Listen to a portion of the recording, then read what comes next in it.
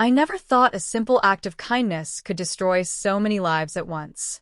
My name is Emma. I'm 28 years old, and what I'm about to tell you still keeps me awake at night, wondering if I made the right choices, or if I'm the villain in someone else's story. It all started 6 months ago at my best friend Rachel's wedding in Charlotte, North Carolina. I had been her maid of honor, and the celebration was everything we'd dreamed of since we were teenagers, painting our nails and talking about our future weddings. The venue was this gorgeous, historic mansion with gardens that seemed to glow under the string lights, and everyone was dressed to perfection. I wore a burgundy dress that my mother said made me look elegant, and for once in my life, I actually felt beautiful. The champagne was flowing, laughter filled the air, and I remember thinking that this was what happiness looked like, you know? Pure, untainted joy. That's when I first really noticed him. Daniel. He was Rachel's husband's older brother, and I'd met him briefly at the rehearsal dinner the night before, but that night at the reception, something was different. He wasn't dancing with everyone else.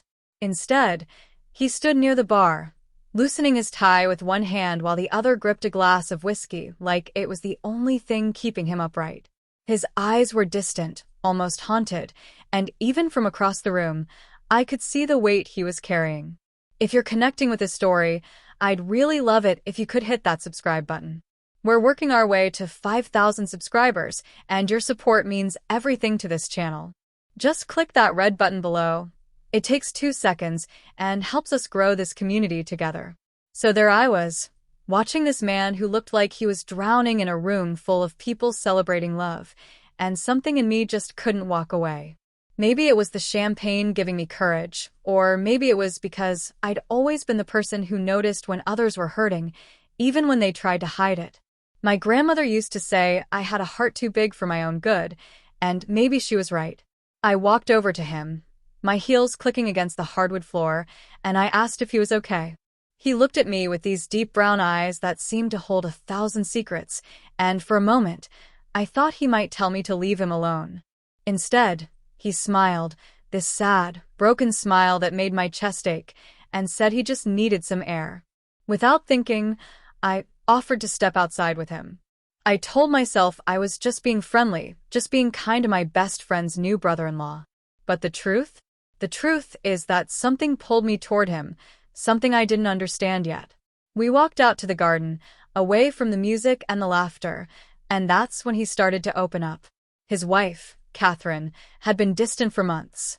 They'd been married for 7 years, and somewhere along the way, they'd lost each other.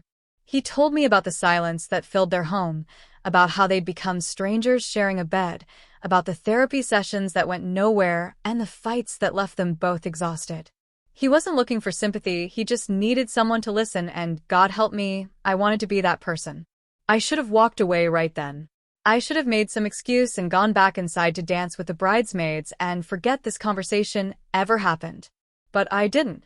Instead, I stayed there with him under the stars, and I listened as this broken man poured his heart out to a woman he barely knew. The night ended, and we all went home. I thought that would be it, just a meaningful conversation at a wedding that I'd remember fondly, but never repeat. Life had other plans. 2 weeks later, Rachel called me in a panic. She was organizing a family dinner and needed help because Catherine had come down with a flu and couldn't assist. Would I mind coming over to help set up? Of course I said yes. Rachel was my best friend, and I'd do anything for her. The fact that Daniel would be there was just coincidence. At least, that's what I told myself. Your support really keeps this channel going, and if you're enjoying this story, clicking subscribe would mean the world. We're getting closer to 5,000 subscribers every day, and you could be part of that milestone. Just tap that button and join our growing community. That dinner was when everything started to shift. Daniel and I ended up in the kitchen together, chopping vegetables and talking about nothing and everything at the same time. He made me laugh with stories about his childhood, about the time he and his brother tried to build a treehouse and ended up in the emergency room. I told him about my job as a marketing consultant, about my dreams of traveling to Europe someday, about the novel I'd been trying to write for 3 years, but never seemed to finish.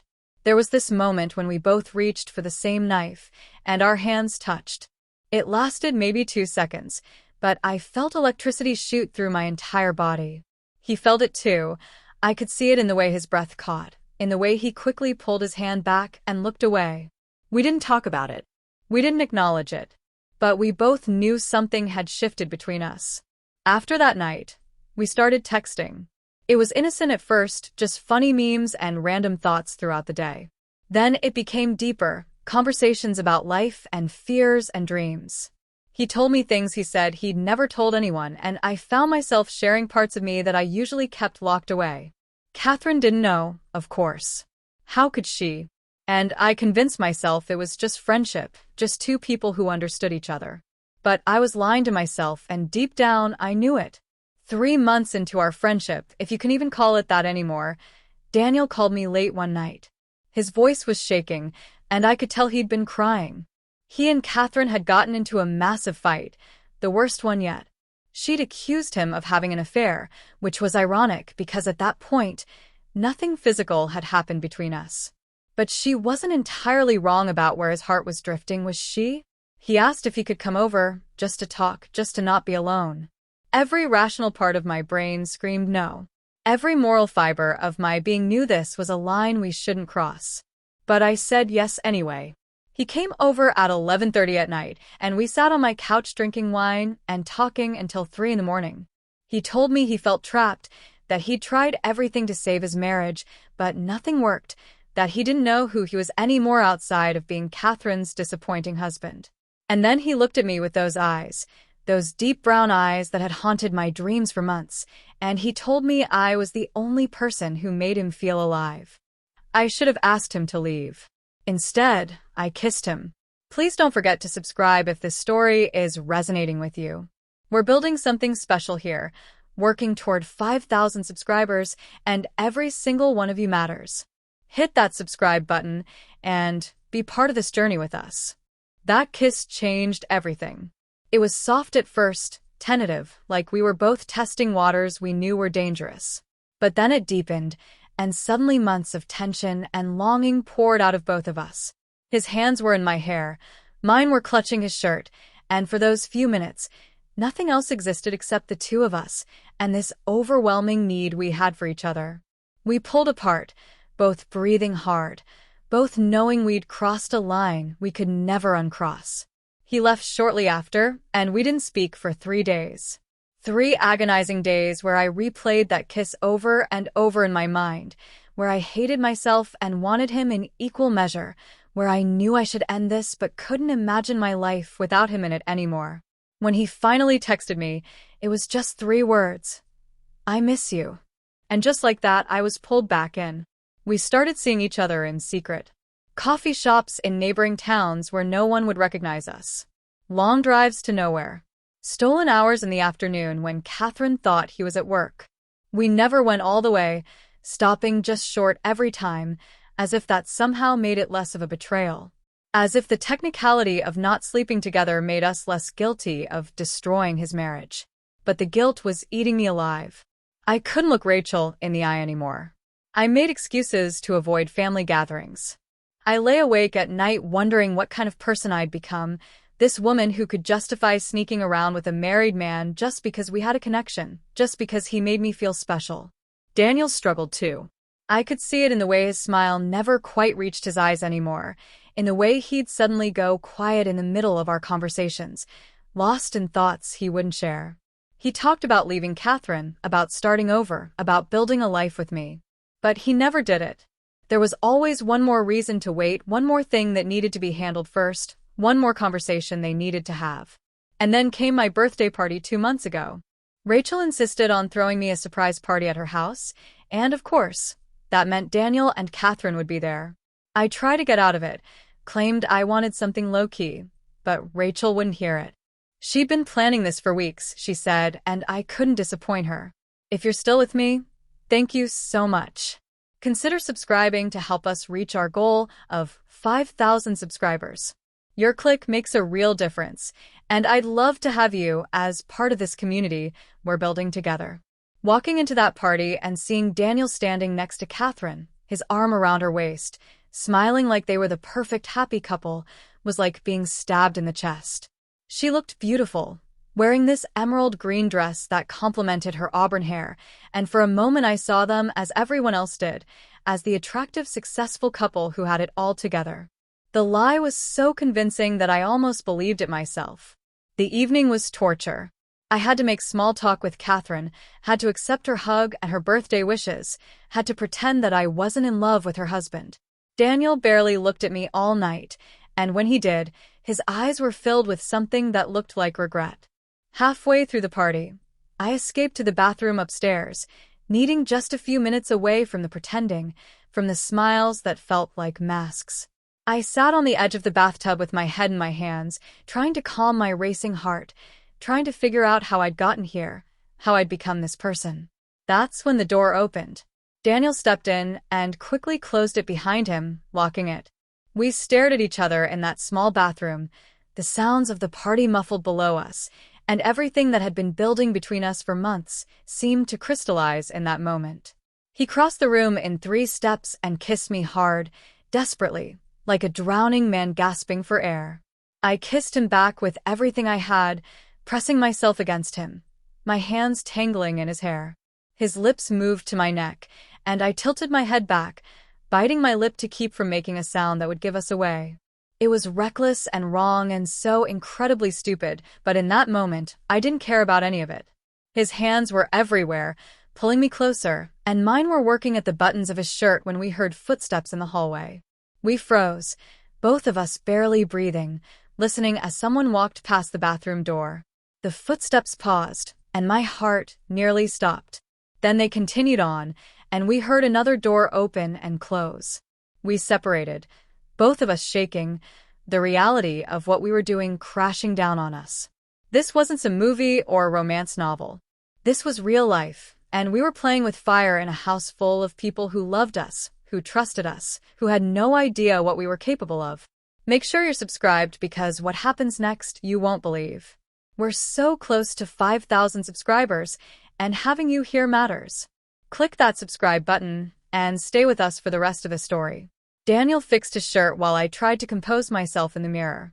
My lipstick was smudged, my hair was a mess, and my face was flushed. Anyone who saw me would know exactly what had happened.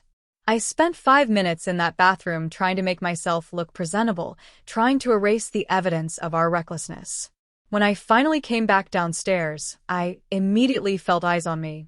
Catherine was watching me from across the room with this expression I couldn't quite read. Suspicion? Curiosity? Or was I just paranoid, seeing accusations where there were none? Daniel had come down a few minutes before me, claiming he'd been taking a phone call for work. I don't know if she believed him. The rest of the party was a blur. I smiled and laughed and opened presents, playing the part of the happy birthday girl while my stomach churned with anxiety. Every time Catherine looked at me, I was convinced she knew. Every time someone asked if I was okay, I was sure my guilt was written across my face. When everyone finally left and I was alone in my apartment, I broke down. I cried harder than I had in years, sobbing into my pillow like a child. What was I doing? What had I become? I was helping to destroy a marriage, betraying my best friend, risking everything for stolen moments with a man who couldn't or wouldn't choose me. I decided that night that I had to end it. I texted Daniel and told him we needed to stop, that this couldn't continue, that we were hurting too many people, including ourselves. He called me immediately, begging me not to do this, telling me he loved me, that he was going to leave Catherine, that he just needed a little more time. I wanted so badly to believe him. But I'd heard these promises before, and nothing ever changed. For 2 weeks, I held firm. I didn't respond to his texts. I didn't answer his calls.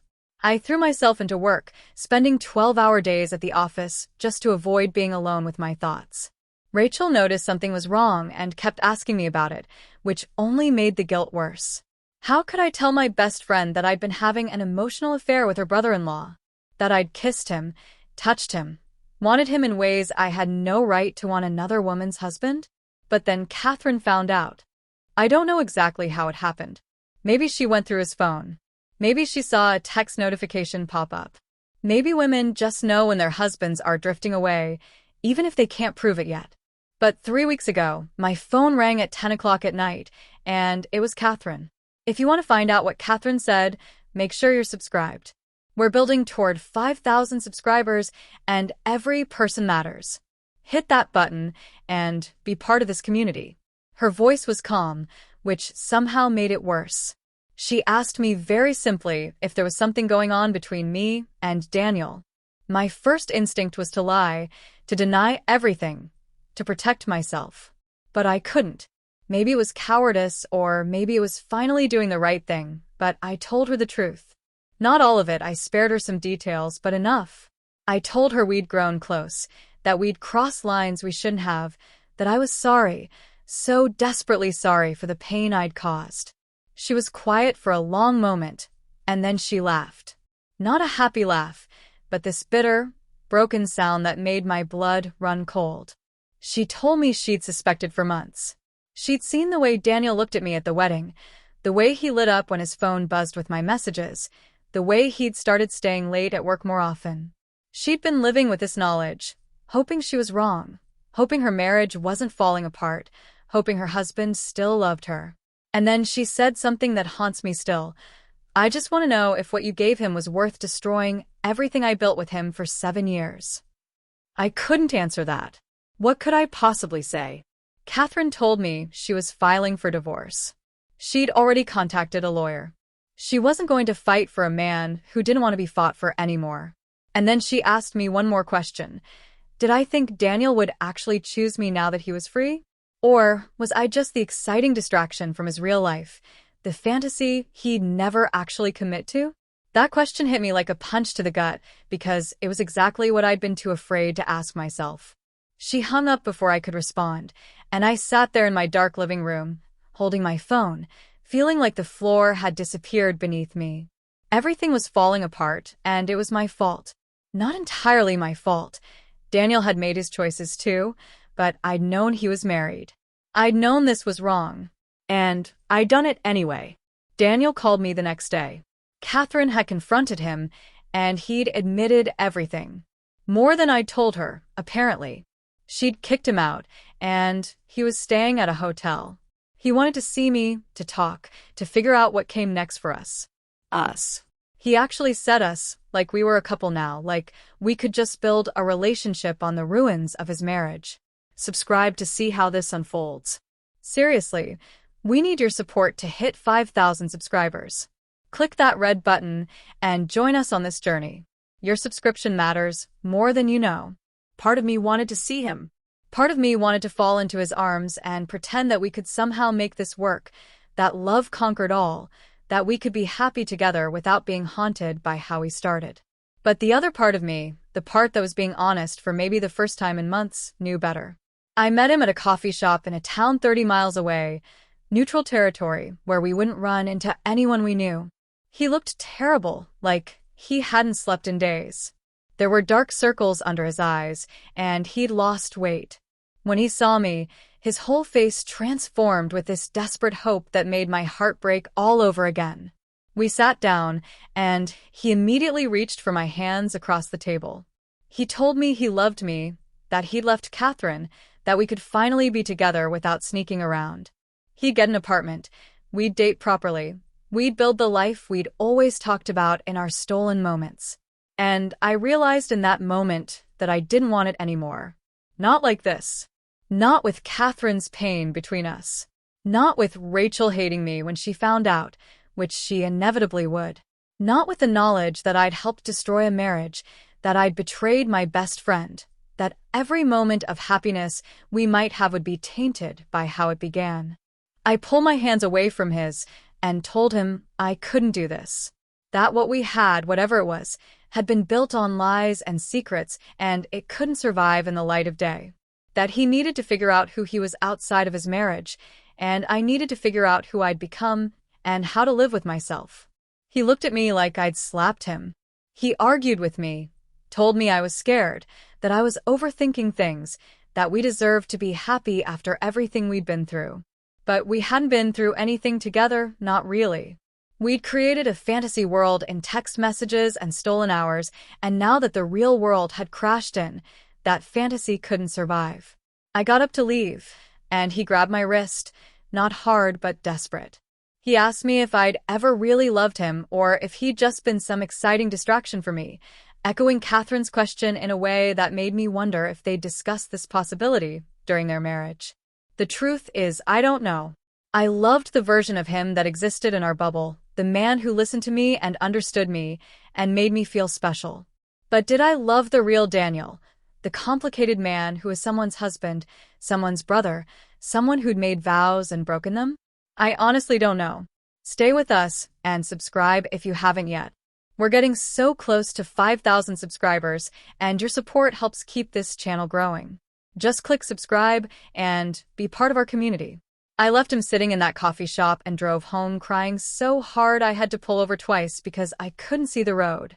When I got back to my apartment, I found 17 missed calls from Rachel.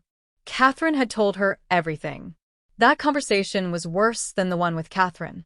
Rachel was my person, my best friend since high school, the one who knew all my secrets and loved me anyway. Or, at least she had loved me before she found out I'd been carrying on with her brother-in-law behind everyone's backs. She came over to my apartment and didn't even wait for me to invite her in, just pushed past me into the living room and turned on me with fury in her eyes. She called me things I'd never heard her say to anyone, words that cut deeper because they came from someone who knew exactly where to aim for maximum damage.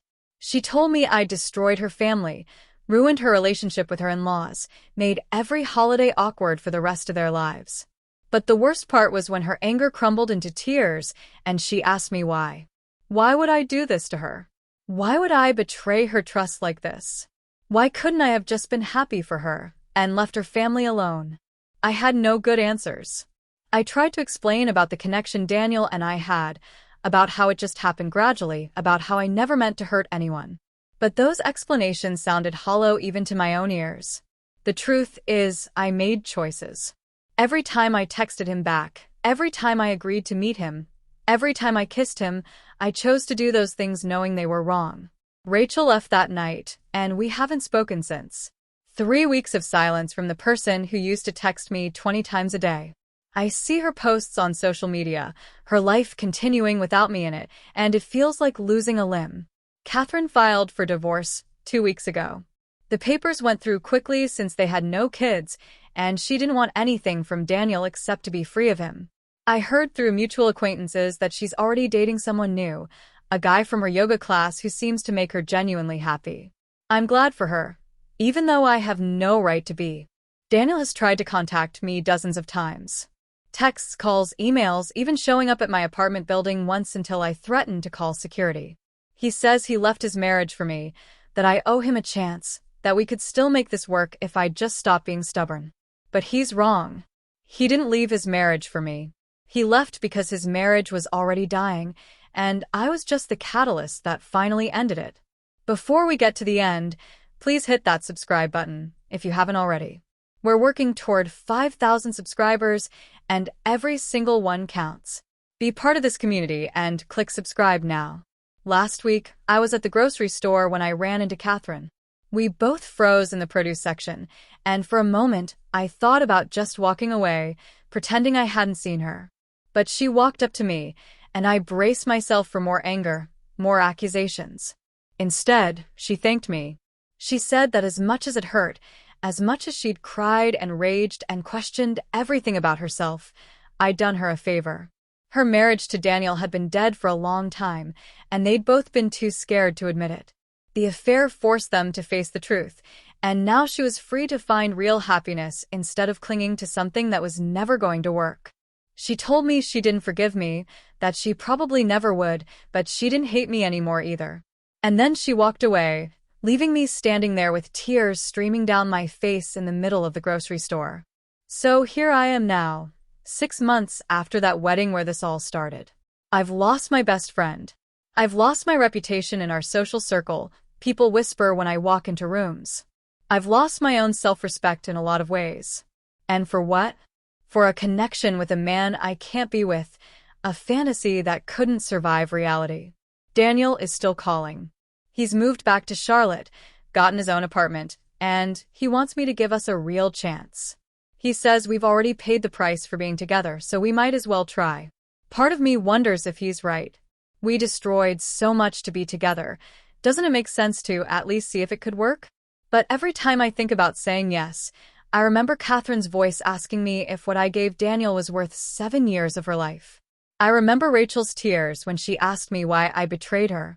I remember the woman I used to be before all of this, the woman who would never have let herself get involved with a married man, who valued loyalty and integrity above everything else. Can I be that woman again? Or have I changed too much? And if I have changed, is it permanent, or is there a way back to being someone I can respect when I look in the mirror? Make sure you're subscribed, because I want to hear from you in the comments. Click that subscribe button, help us reach 5,000 subscribers, and then tell me what you think about all of this. The thing is, I don't know what the right answer is anymore. Do I give Daniel a chance and see if what we had in secret can bloom into something real and lasting? Do I accept that I'm the villain in this story and try to make peace with that? Do I reach out to Rachel one more time and beg for her forgiveness? Or do I respect her space and let her heal without me in her life? I lie awake at night running through all the different choices I could have made. If I hadn't gone outside with Daniel at the wedding, if I hadn't kissed him back on my couch, if I had been strong enough to end things before they went too far, would Catherine and Daniel have found a way to fix their marriage if I hadn't been there? Or was their ending inevitable, and I was just the final push? Daniel says none of this is my fault, that he and Catherine were over long before I came into the picture. But I can't shake the feeling that I could have made different choices, better choices, choices that wouldn't have left such destruction in their wake. And yet, when I'm being completely honest with myself in those quiet moments at 3 a.m. when you can't lie to yourself anymore, I remember how it felt when Daniel looked at me, how he made me feel seen and understood in a way I'd never experienced before, how every conversation with him felt like coming home. Was that real? Or was it just the thrill of something forbidden making everything feel more intense than it actually was? Your subscription keeps this channel growing and helps us reach 5,000 subscribers. If you've made it this far in the story, please click that subscribe button and join our community. We're building something special here. Yesterday, Daniel sent me one more message. He's giving me an ultimatum, he says. He's moving to Seattle for a new job in 2 months. He's asking me to come with him, to start fresh somewhere where no one knows our history, where we can just be Emma and Daniel without all the baggage. He says this is my last chance, that if I say no, he's done waiting, done trying, done hoping I'll change my mind. And I don't know what to do. Part of me wants to say yes, to believe in second chances and new beginnings, to believe that love, even complicated, messy love, is worth fighting for. Part of me wants to pack my bags and leave all of this behind, start over in a city where I'm not the woman who broke up a marriage, where Rachel's absence won't be a constant ache, where I can maybe forgive myself. But the other part of me knows that geography won't solve anything. That wherever I go, I'll still be the person who made these choices. That Daniel and I will still have to build a relationship on a foundation of secrets and lies and hurt. That someday, in some argument years from now, one of us will throw it all back in the other's face, how we started, what we destroyed to be together. Is that the kind of relationship that can last? Or are we doomed before we even begin? And what about Catherine?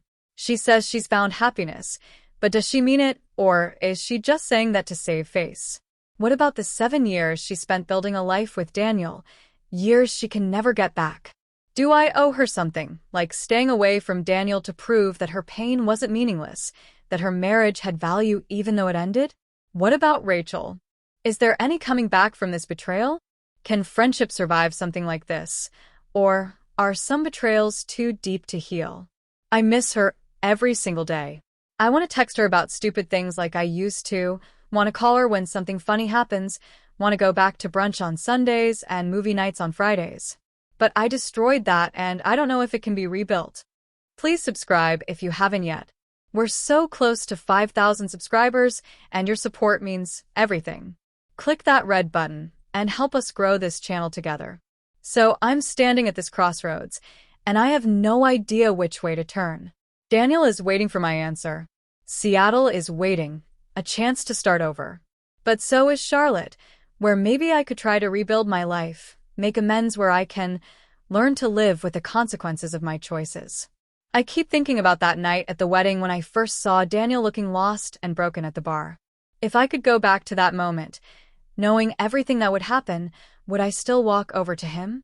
Would I still offer to step outside, still listen to his problems, still let myself get pulled into his orbit? I want to say no. I want to believe I would have made better choices if I'd known the cost. But I'm not sure that's true. Because in those moments with him, stolen and secret as they were, I felt more alive than I had in years. I felt understood, desired, important. And isn't that what we're all looking for, even when we look in all the wrong places? But here's what I do know. There are no clean endings here.